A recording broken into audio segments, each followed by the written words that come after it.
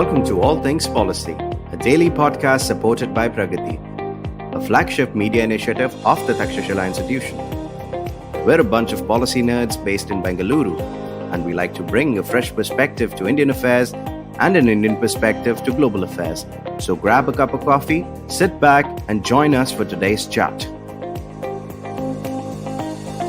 Hi everyone, and welcome to All Things Policy. I'm Rohan Pai, and I work as an assistant program manager at Takshashila Institution. Before we begin today's episode, I would like to take a brief moment to talk about the courses offered by us. Takshashila is an independent, non-partisan think tank and a school of public policy. We have education programs lasting 1 semester and 1 year that are tailored specifically for people like you. They're all online and you can take them from anywhere. Admissions are now open for our 12-week graduate certificate program in public policy, defense and foreign affairs, and technology and policy. The application deadline for this upcoming cohort is 27th August, and this is the right time to apply. So let's get back to today's episode. Since the beginning of the nuclear age, the biggest challenge faced by policymakers and military planners has been the survivability of their nuclear arsenal. It is theorized that for deterrence to work as intended, a country's nuclear arsenal must be able to survive a direct attack and retaliate. This threat of retaliation, even after taking a direct blow, is what deters an enemy. That's what is said. The best way to ensure survivability, it has long been assumed, is by placing nukes inside nuclear-powered submarines, also known as SSBN. However, more recently, the survivability of SSBNs has come into doubt. To discuss the debates around SSBN survivability, I have with me today Pranav R Satyanath, our in-house expert on all things nuclear. Welcome, Pranav. Thank you very much, Rohan. So, Pranav, let's start from the very beginning. Why put nuclear-armed missiles in nuclear-armed submarines and deploy them at sea? Yeah, it's a very interesting story. After 1945, after the bombing of Nagasaki and Hiroshima, the US and the Soviet Union became prominent nuclear powers. And by 1950s, both countries were deploying their nukes on bombers, right? The only way to deliver nuclear weapons was by strategic bombers that could go across the Atlantic Ocean. Right. And then deliver the bomb. But it was realized in the mid to late 1950s that your air bases could suddenly be attacked by the Soviet Union. The Soviet Union could surprisingly have a sudden surprise attack, bomb all your air bases. Or around this time, there was also ICBMs, or intercontinental ballistic missiles. And some people like Albert Wohlstetter were kind of scared that the American air bases were extremely vulnerable and they could be destroyed. This was brought to the attention of the Air Force in a very interesting study that was done about airbase vulnerability. And the Air Force wasn't very happy. But more interesting, the Navy and the Navy and the Army were also interested in getting nuclear weapons, because nuclear weapons was something seen as the way to get more money for your services. So the Navy said, if your air bases are so vulnerable, we can develop submarines. We can build submarines and put missiles inside them. Submarines, now we have the tech to make them large enough, and we can put them inside waters. And once they're in waters, nobody can detect them. Nobody would know where your submarines are. As long as you have enough fuel, you can go however long you want. And around this time, a general named Hyman Rickover got very interested in using nuclear reactors for powering submarines, which is how we got our first nuclear-powered submarines. Nuclear-powered submarines were very interesting because you could have a lot of fuel. You had nearly unlimited amount of fuel till your reactor sort of degraded and you had to replace the fuel. So you had a nearly unlimited range, and it became a perfect weapon for deploying nuclear weapons, right? And they started placing missiles, and the Soviet Union soon followed. And this is really what the Air Force, so the Air Force was quite vulnerable, and the Navy chanced upon its opportunity to make a strategic argument saying, our submarines are less vulnerable. We are the safest platforms on which you can deploy nukes. And by the 1960s, nuclear-powered submarines and submarine-launched ballistic missiles became a very prominent part of the American nuclear arsenal. So much so that the Polaris missile was also sold to the UK.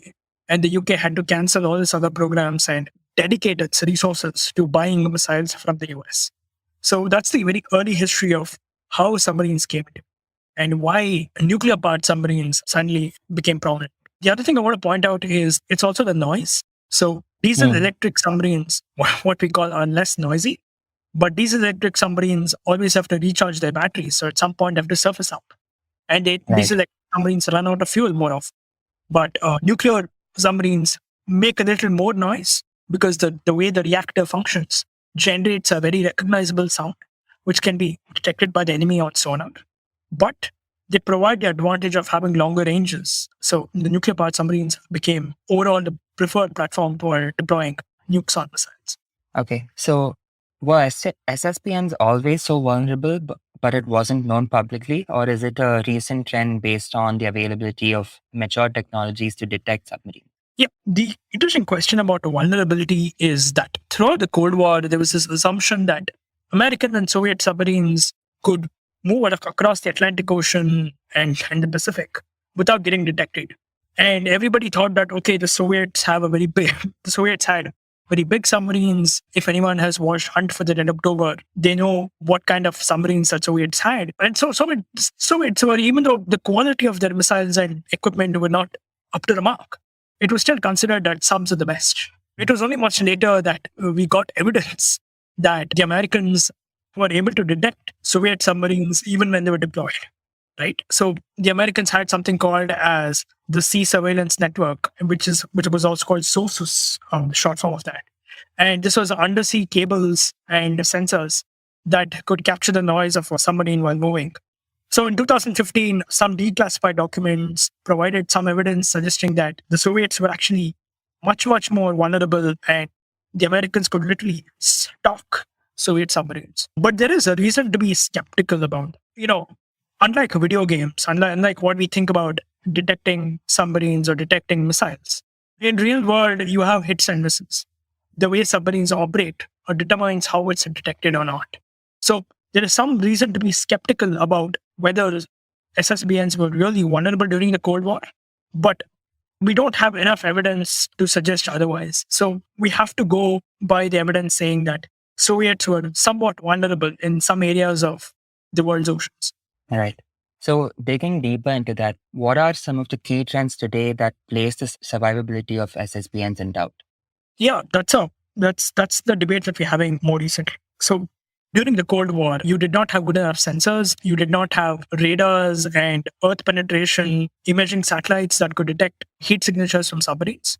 All you had was infrared sensors that could detect the plume from ICBMs or any kind of rocket that was launched. But more recently, we have things like synthetic aperture radars. We have smaller drone submarines, unmanned underwater vehicles that can be used to detect enemy submarines, because these are very small devices that can be deployed for very, very long ranges. And the trend is usually that we can deploy very, very small sensors inside the ocean. We can deploy small unmanned submarines, and we can finally also have satellite images that could detect these submarines underwater. Couple that with artificial intelligence, the way people talk about AI is that, well, AI can recognize patterns. We have data. We have so much data from the past that AI can recognize all submarine noises, all sonar signatures in sea, including animal signatures. So AI is the best. AI can make submarines really vulnerable. And these are some of the technologies that are making submarines really vulnerable in theory today. But I don't know. We haven't seen the mass deployment of these technologies. American companies like Boeing are developing some of these tech. There are classified satellites launched by the American National Reconnaissance Office, but we don't know how good these satellites and robo submarines are. That's what I would say. Okay. So I have a couple more questions for you, Pranav, but before we move on, I'd like to pause for a short commercial break.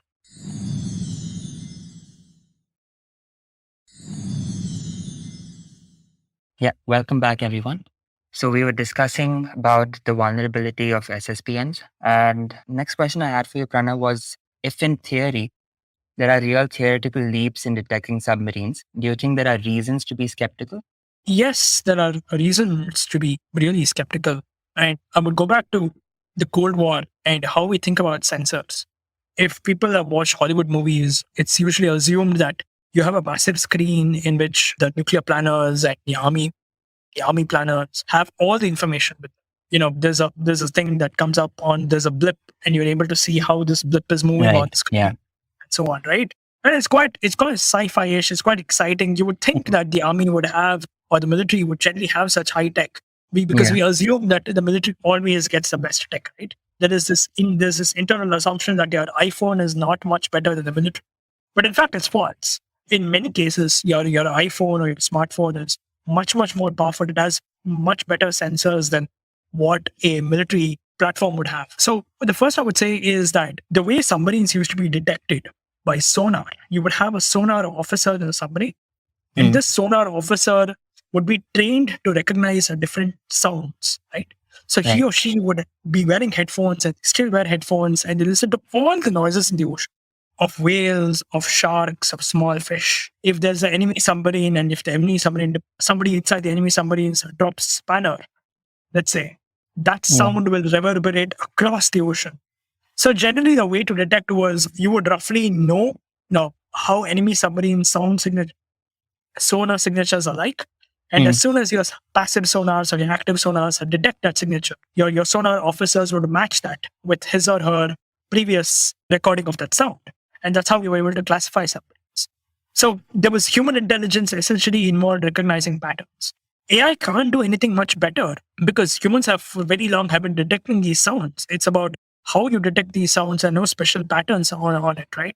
So one of the things to be skeptical is that AI might, artificial intelligence or machine learning of sonar signatures might give you marginal advantages, but they might not give you an advantage where you're certainly able to detect enemy sonar signatures. On satellites, once again, if you're using synthetic aperture radars that can probably look underwater, as they say, it's still quite difficult because submarines don't operate the same in all conditions. If there are naval officers out there who would know that in the oceans are very different. So when your submarine is operating near fresh water, there is something called a surface depth, or Mm. there's something called as a shadow zone, which is very different depending on which area of the world you're in, because the heat from the sun changes the properties of how the water how water allows sound waves to pass through it. So, Right. for example, the Chinese are quite vulnerable, or the Chinese are sometimes not vulnerable near the South China Sea because they operate under very rough oceans, whereas the Atlantic Ocean is a little more calm. And in some the way, if submarines operate in the right, don't operate in, then it would be very difficult. It would be very easy for the enemy to detect you. So a lot of this depends on the skill with which you operate submarines or SSBNs.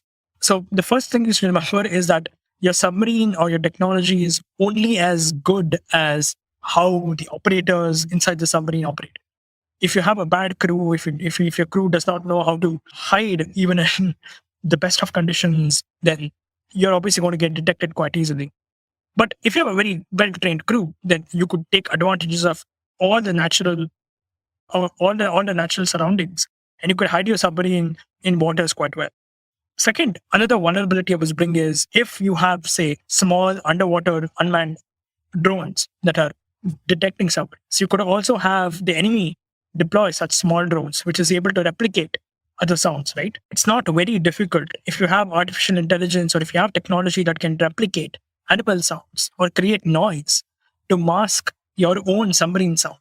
Then Mm. you're fooling the AI, you're fooling your machine learning algorithm because you're replicating the same sound that the machine is trying to not to detect. So you have issues like that. You will always have some form of countermeasures that would be deployed. So in every time a new technology is developed, you might have countermeasures. So there is a very good reason to be skeptical about the vulnerability of submarines in the future. Right. So, what are the implications for nuclear powers like the UK and France that are highly dependent on their SSBNs for nuclear deterrence?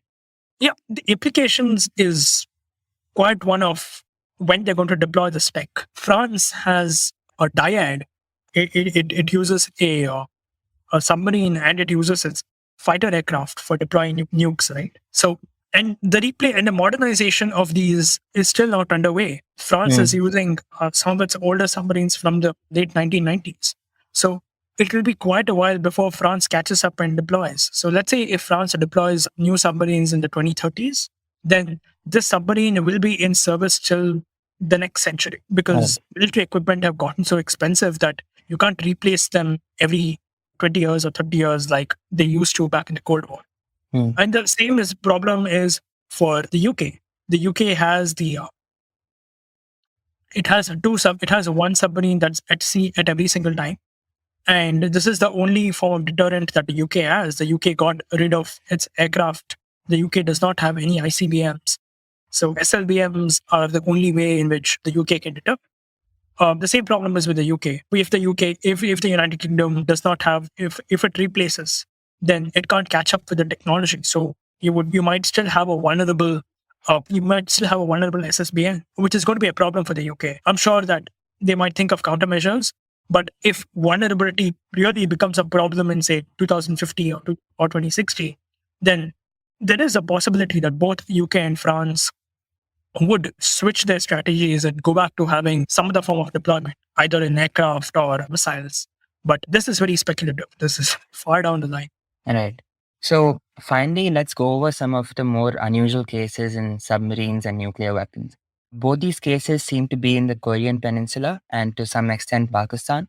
Can you talk more about this? Yeah, the Korean Peninsula case is extremely interesting because both North Korea and South Korea have SSBN, have submarines that can launch nuclear missiles, right? And in North Korea's case, North Korea has a diesel-electric submarines called a Shimpo class, which can deploy and which can launch the Pukguksong 2 and the Pukguksong 3 range of submarine-launched ballistic missiles.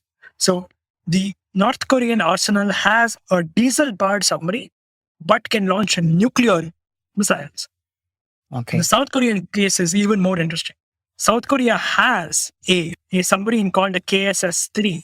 This is a nuclear-powered submarine, right? It uses a nuclear reactor to power a boiler and to go in the ocean. But South Korea is not a nuclear power. And yet, it has a submarine-launched ballistic missile derived from the Haemun 2. Haemun 2 is a land-based version of a medium-range ballistic missile, whereas it was modified for an SSBN. So currently, South Korea actually has all the elements of a nuclear arsenal, but without the actual nuclear warheads. So one could only speculate if South Korea really wants nuclear weapons someday, and they're laying the groundwork for that. The North Korean case is quite logical because North Korea does not have the money or the tech to develop nuclear reactors that are small enough to fit into submarines. But they have the nuclear weapons. They have the nuclear warheads to fit on missiles. So that's a very interesting choice, and they might be very vulnerable because they have to surface up every few days. And the Americans might detect them, but maybe North Korea thinks of using these nukes at a very early stage if there's a conflict. The South Koreans, of course, they don't have a nukes yet, but as I said, they might be laying the groundwork for someday. And that's what I find very interesting. Pakistan also does not have either a submarine-launched ballistic missile or a nuclear-powered submarine, but what it has is a nuclear-armed cruise missile.